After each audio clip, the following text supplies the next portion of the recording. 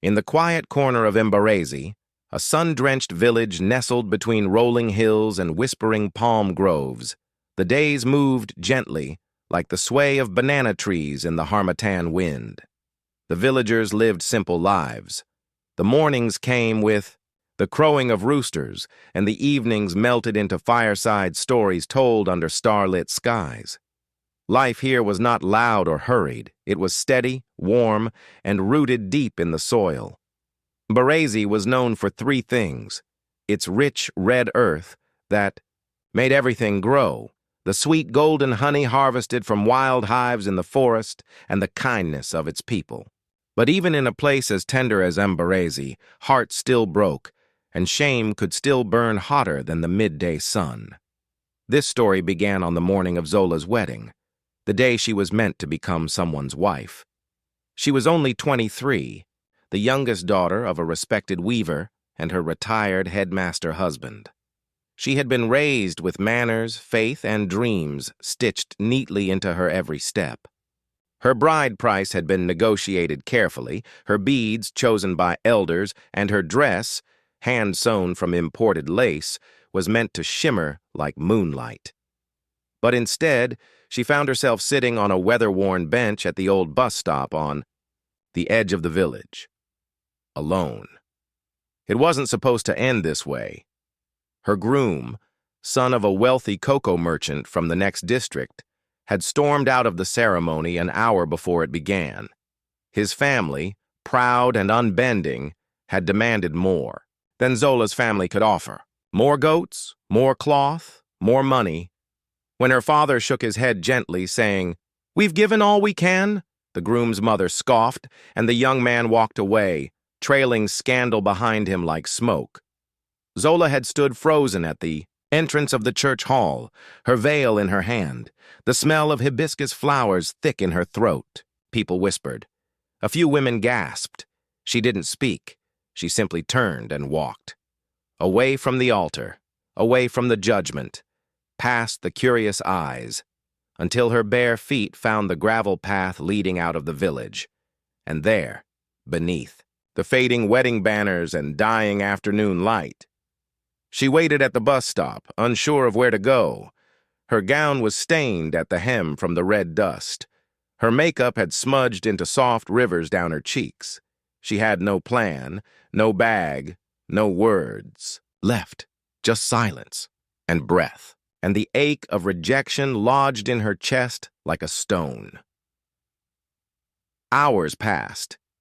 Then came the sound of hooves, the soft creak of a wooden cart, and the calm voice of a man she did not know. "Excuse me," he said gently, slowing his horse beside the bench. "Are you all right?" Zola looked up, blinking against the dying light. The man was tall and dark, his shoulders broad beneath a worn cotton tunic. His hands were rough, his eyes steady and kind.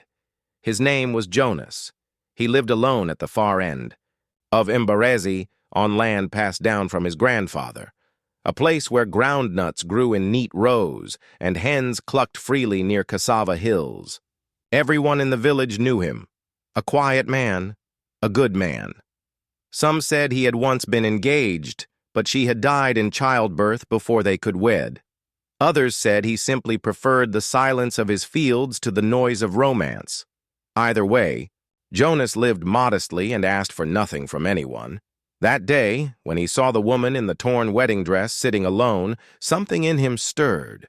Not pity, something older, something like knowing.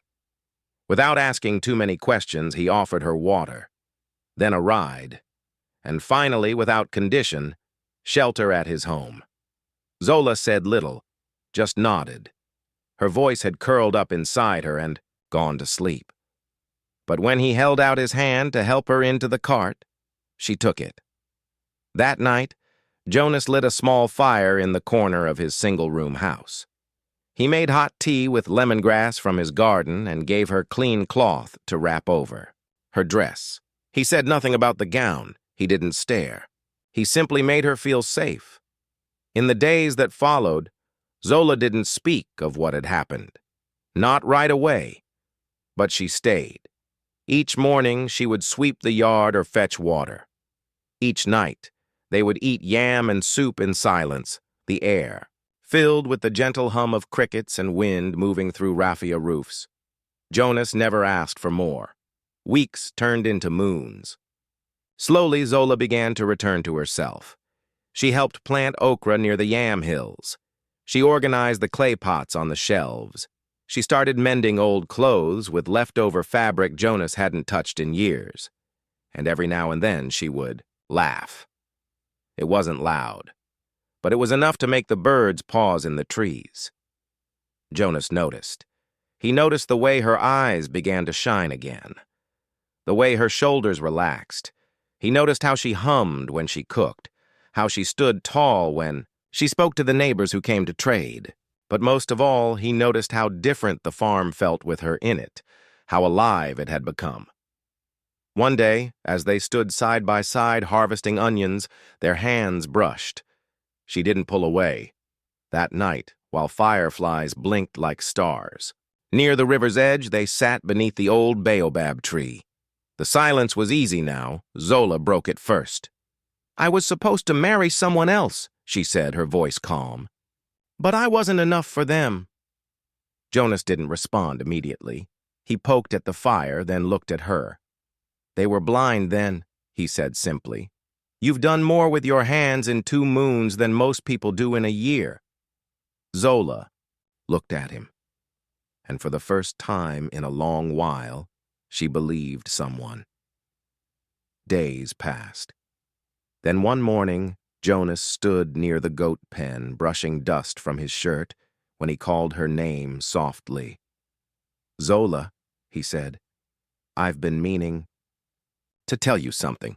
She turned, hands still wet from washing vegetables. "I care about you," he said, "not just for what you do here, but for who you are." The wind lifted her headscarf. She looked down at her feet, heart thudding. "I know we've both carried sorrow," he continued, voice steady, "but maybe, just maybe, we could carry joy too. Together." Zola didn't speak right away. She stepped toward him and took his hand. "I care about you too," she whispered. "More than I ever expected." They didn't call it love, not yet, but it was something close. In the weeks that followed, they decided to celebrate what they had, not with a crowd, not with lace, but with community. The villagers came in simple wrappers and sandals. They brought calabashes of oil, bowls of roasted maize, and cloth for the couple to sit upon. No one asked questions. No one whispered. Zola wore a dress sewn by the elder women, stitched with thread dyed from leaves. She tucked marigolds behind her ears. Jonas wore his father's white tunic, freshly washed and pressed. Under the same tree where they had first sat in silence, they exchanged vows. "I will walk beside you," Zola said, voice trembling, "whether the sun burns or the sky weeps." And, "I will stand with you," Jonas replied, "whether our hands are full or empty." As they sat together and the sun dipped low behind the hills, the people danced. Drums beat softly. Children chased each other between the mango trees. And Zola, once the girl who had been left, now felt like the woman who had been chosen. That night, with their fingers interlocked and the air sweet with charcoal and flower petals, she whispered to Jonas, "I never thought I'd smile again." Jonas only smiled back. "You were never broken, Zola," he said. "Just buried. Now you've bloomed." They didn't know what tomorrow would bring. The rain might flood the fields. The roof might leak. People might still talk. But they had found a home in each other and in the soil. And that was more than enough. The evening sun slid lazily behind the hills of Vembarezi, casting long, golden shadows across the yam fields. The birds were returning to their nests, and the crickets had begun their nightly songs. Inside the small, clay-walled farmhouse, Zola stood by the window, holding something in her hands, an envelope. Its edges were soft from being folded and unfolded too many times. The ink on the front had smudged slightly from the sweat of her fingers. She stared at it as if it might speak to her. Jonas was outside, splitting firewood, his movements rhythmic and quiet. Zola finally sighed and whispered, "Into the room, I wrote to my parents." When Jonas stepped inside, wiping his hands on the side of his trousers, he found her still frozen in place. "I wrote to them days ago," she said again, her voice trembling. "But I'm scared to send it." He walked over slowly, not rushing, her, and leaned against the wooden workbench beside her. The fire crackled behind them, the only sound breaking the silence. "Why are you scared?" he asked gently. "What if they don't understand?" Her eyes dropped. "Or worse, what if they blame me? What if they say I brought shame to them for walking out on the wedding?" Jonas's voice was calm but firm. "Zola, from everything you've told me, I don't believe that. They might be hurt, confused. Yes, but they're still your parents. Families mess up. Sometimes they speak harshly because they're proud or afraid. But deep down, they love you." Zola didn't reply. Her fingers gripped the letter like it might crumble. "Even if they don't," Jonas added, "you've done nothing to be ashamed of." His words were like warm water on cold skin. That evening after dinner, Zola walked alone to the edge of the compound. The sky was turning violet. The old postbox sat beneath the guava tree, quiet and dusty. She knelt beside it, took a deep breath, and dropped the letter inside. Then she stood up, taller. Days passed, no answer came. The mornings arrived with rooster calls, and the nights fell with the hum of insects. Zola worked with her hands and tried not to hope. But at night, when the moon was high, she would glance at the road beyond the fields, wondering if anyone might come. Then, one morning, as dew clung to the leaves and Jonas was leading the goats out to graze, a white car appeared in the distance. Zola stood frozen on the veranda. The car moved slowly, unfamiliar on the village road, stirring red dust as it crawled forward. When it came to a stop by the wooden gate, two figures stepped out, her mother and father. Zola's breath caught in her throat. They looked older. Her mother's hair had thinned and grayed at the edges. Her father leaned more heavily on his walking stick. But their eyes, those tired eyes, and were full of something she hadn't seen since she was a child. Relief. Zola didn't move.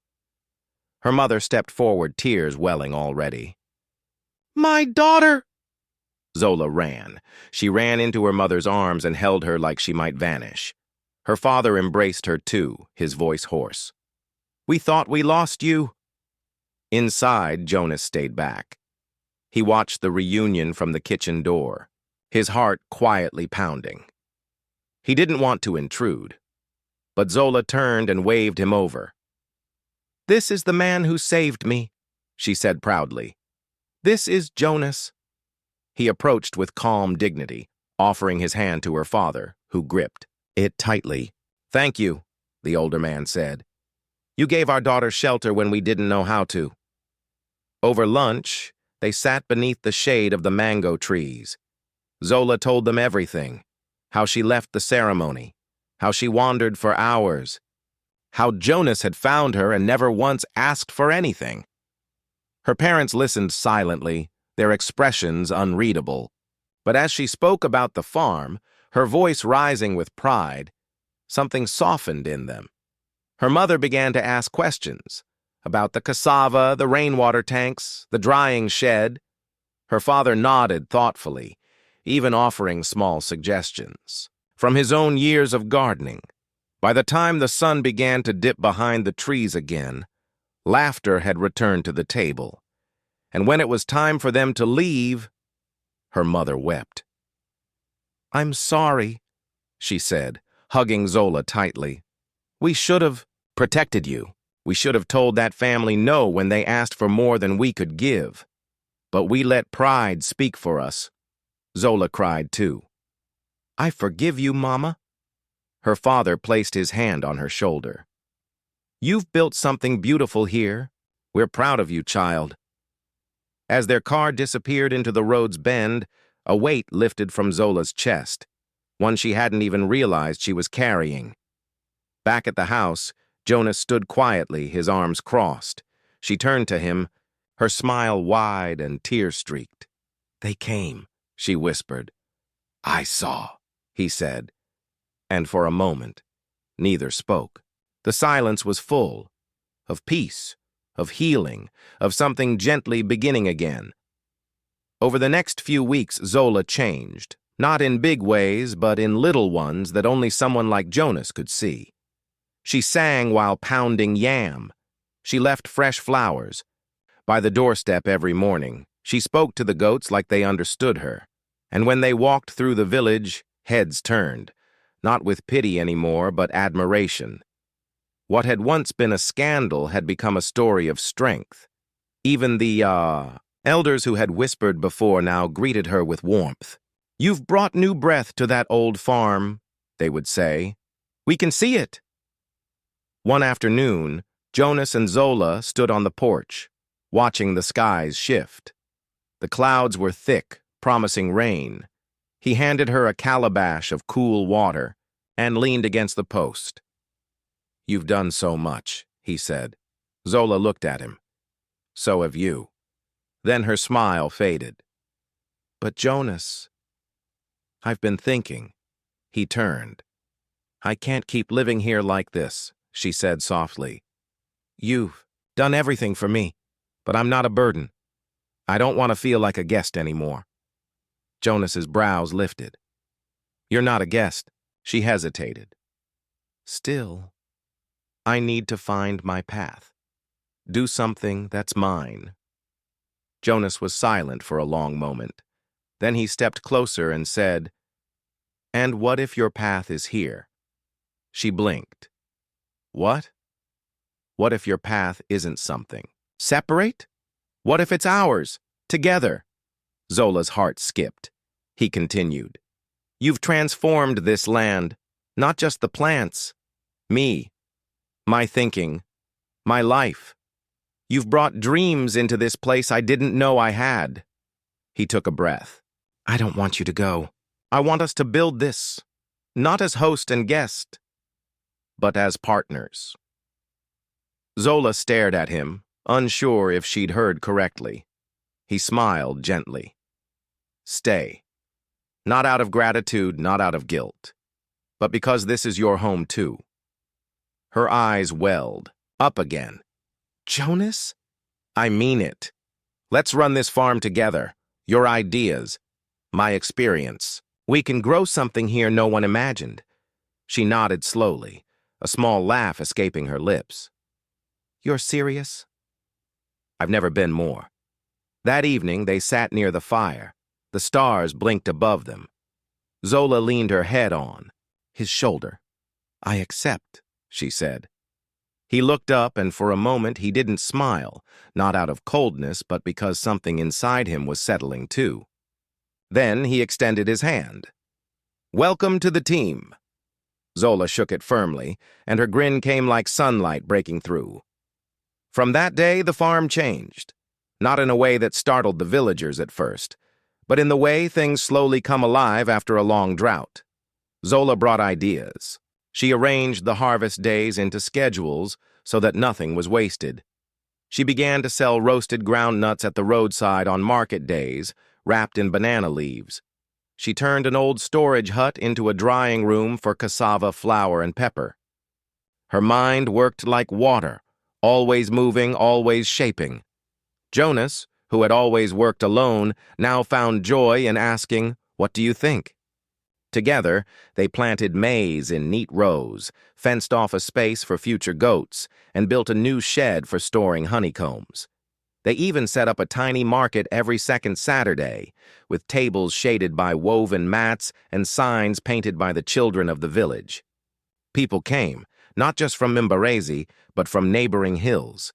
They came for the fresh tomatoes, the soap made from moringa leaves, the warm acara Zola fried beside the clay stove. The whispers that had once followed Zola now faded into applause. Even the harshest voices began to shift. The village elder who had once said, "She will bring shame," now nodded thoughtfully whenever he passed their plot. A woman from the weaving guild approached Zola one day and asked if she would consider running a class on dried herb storage. Respect had found her, but more than that, she had earned it. Through the seasons, the land gave more than before. The bees in their hives multiplied, the chickens laid more eggs, and Zola, the woman who had once sat shaking in a torn wedding dress, now walked with her head high, a leather book in one hand, and a basket of okra in the other. But it wasn't just the farm that grew. Jonas and Zola's bond deepened in quiet, steady ways. There was no grand declaration. They didn't kiss under the moon or whisper sweet words in the rain. They shared mugs of hot pap in the morning.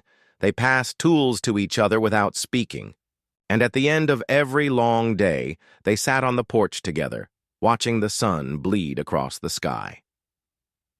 One such evening, with smoke rising from the cooking hearth and frogs singing down by the pond, Zola turned to him. "Do you ever think about expanding?" she asked, her voice light but serious. Jonas raised an eyebrow. "Expanding?" "I mean the land, the market. Maybe even a training shed for younger farmers. You have so much space and the soil here is gold. Why keep it small?" Jonas leaned on his elbow, wiping sweat from his brow. "I'm just a simple farmer, Zola. I do what my father did, plant, harvest, repeat. But why stop there?" Zola's eyes lit up. "You have the hands. I have the plans. We could build something bigger than either of us imagined." Jonas didn't answer immediately. But that night he sat by the fire, sharpening his hoe, and the idea circled him like a song. Her words had planted something. Within a moon cycle, they began. For the first time in her life, she didn't feel like someone's disappointment or someone's mistake. She felt like someone who had been reborn, not into who the world wanted, but into who she chose to be. Jonas joined her on the road, holding a jug of palm wine for the evening's meal. "You're smiling," he said. "I just realized something," she replied. "What?" She turned to face him fully. "I'm not lost anymore." Jonas's face didn't change, but he nodded once, deeply, as if he'd known that from the very beginning, as the sun fell once more and the chickens made there. Way back to the coop, the two stood side by side, no longer farmer and guest, no longer broken and rescuer, but two builders of something steady, beautiful, and deeply alive. And though they didn't speak of it yet, the village knew, the way they moved together, the way their laughter echoed near the drying shed, the way she called out his name, and he always answered, "I'm coming, Zola." This wasn't just farming anymore, it was family in the making. For many years, Jonas had been satisfied with a simple life: plant, harvest, eat, sleep. His world was one of steady routines and careful steps. He never asked for more, not because he didn't want it, but because he feared what might come if he tried and failed. But since Zola had arrived on his land, something in him had shifted. It started like a whisper in the back of his mind, a flicker of boldness he hadn't felt since boyhood. Her presence didn't just lighten the house or help with chores. It sparked something else, a dream, a reason to build bigger, not just for himself, but for her too. So they began. Zola sat with a calabash of cool water one afternoon and sketched a plan in the dirt. Her handwriting was neat, her ideas sharper than any blade. She suggested clear planting schedules, market rotations, and methods to stop food waste. She even suggested a roadside stall, a simple wooden structure with a palm thatch roof, where travelers could stop and buy tomatoes, mango jam, and okra bundles fresh from the earth. Jonas raised an eyebrow when she first suggested it, but he trusted her instincts, and she was right. From the moment they placed the first basket of yams on the table beneath that tiny stall, things changed. People came. First, just passers-by, then folks from the neighboring village of Ezi and Du, then market sellers from Oboma. Word spread like wild grass in dry season. Have you tried the honey at Jonas's farm? They have the juiciest pineapples. That woman knows how to preserve peppers better than anyone. By the third week, people were lining up by noon, some walking for miles just to taste Zola's roasted groundnuts, wrapped carefully in banana leaves and laced with sea salt. The stall became a symbol, but so did Zola. She had gone from the silent girl in a torn wedding dress to a force people couldn't ignore. She laughed easily now, worked without complaint, and solved problems with grace. At night, she and Jonas would eat under the stars, talking of crop plans, goat breeds, and the dreams they never thought they'd get to speak aloud. And slowly, the whispers in the village began to change. Where once Zola's arrival had stirred gossip. Did you hear? A rejected bride is staying at his place. Now it stirred admiration.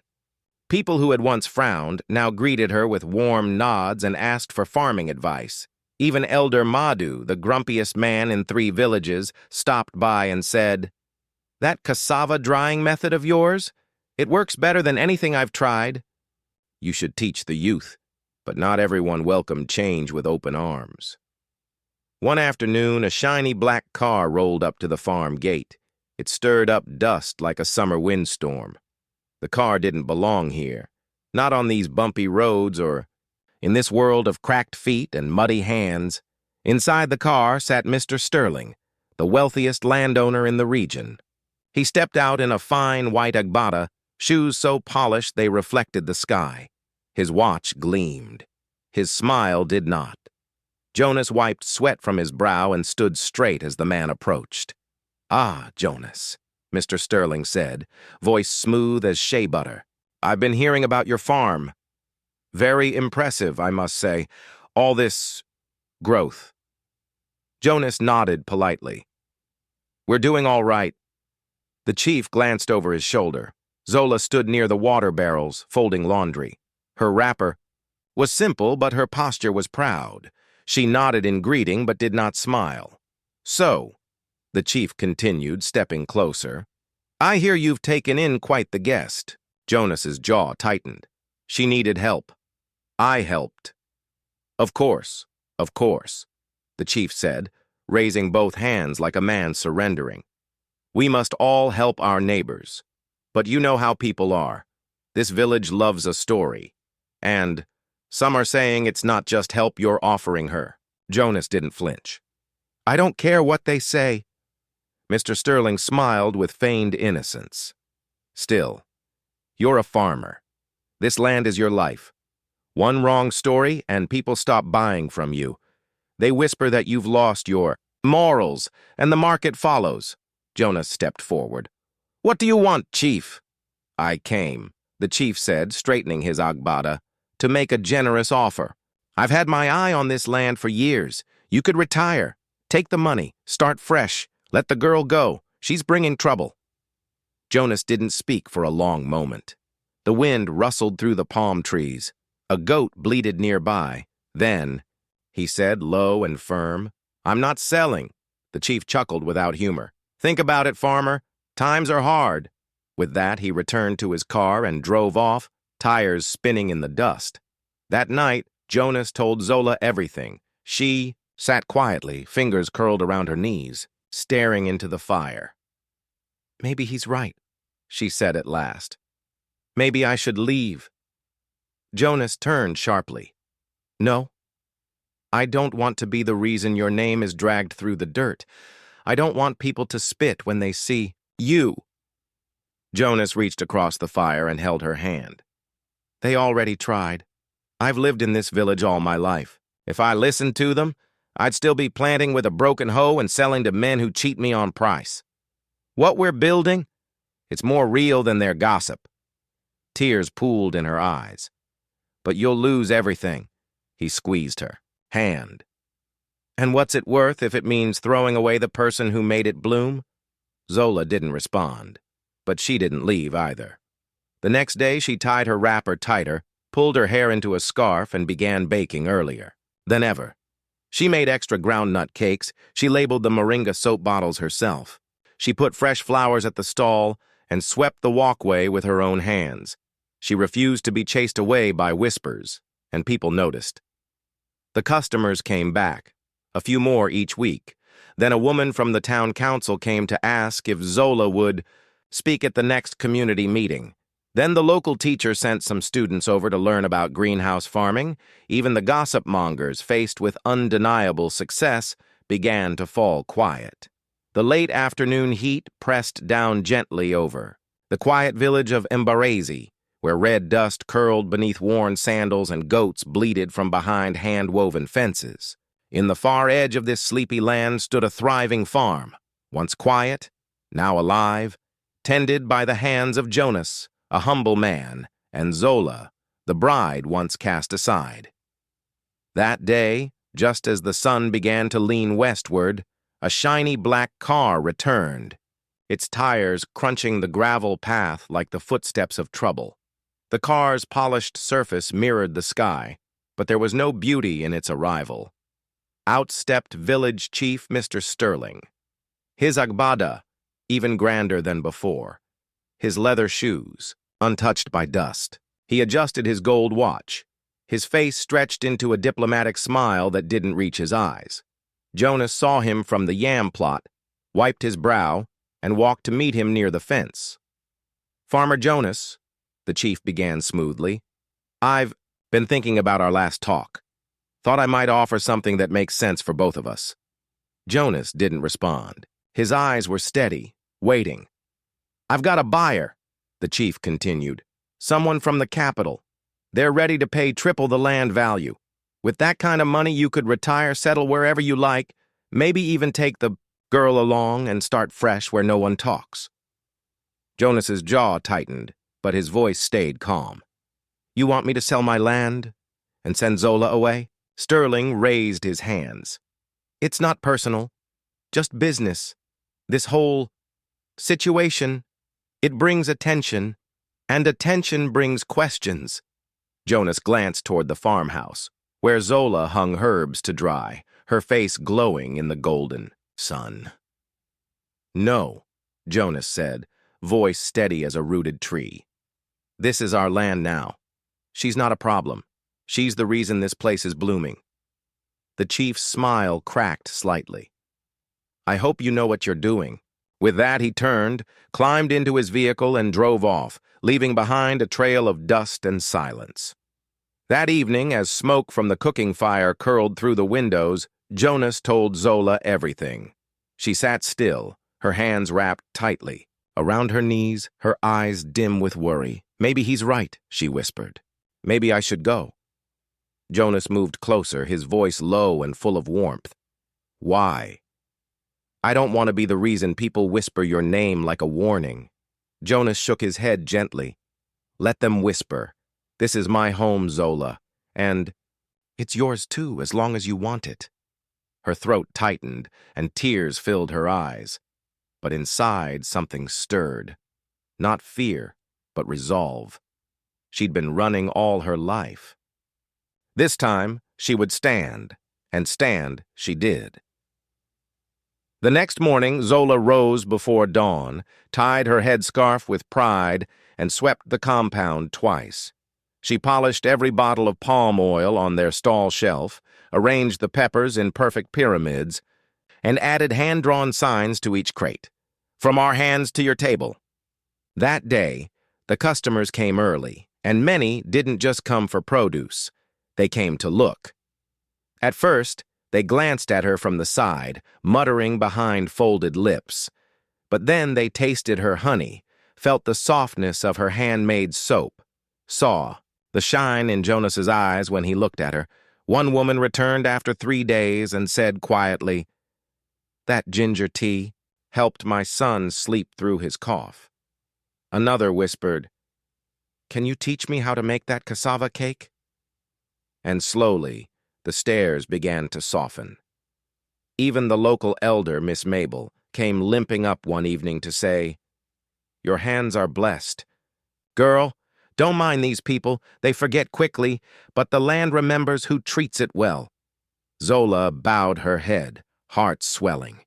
The same village that once whispered shame was now curious, even admiring. Yet despite the progress, shadows lingered. Not everyone was ready to forget. Some still clicked their tongues when she passed. Some still looked at her with that same judgment. But she no longer bowed her head. Each time the voices grew loud, Jonas would sit beside her under the mango tree, holding her hand. "Zola," he'd say, "what they say has nothing to do with who you are. You didn't run from failure, you walked into your future." One night, as they shared a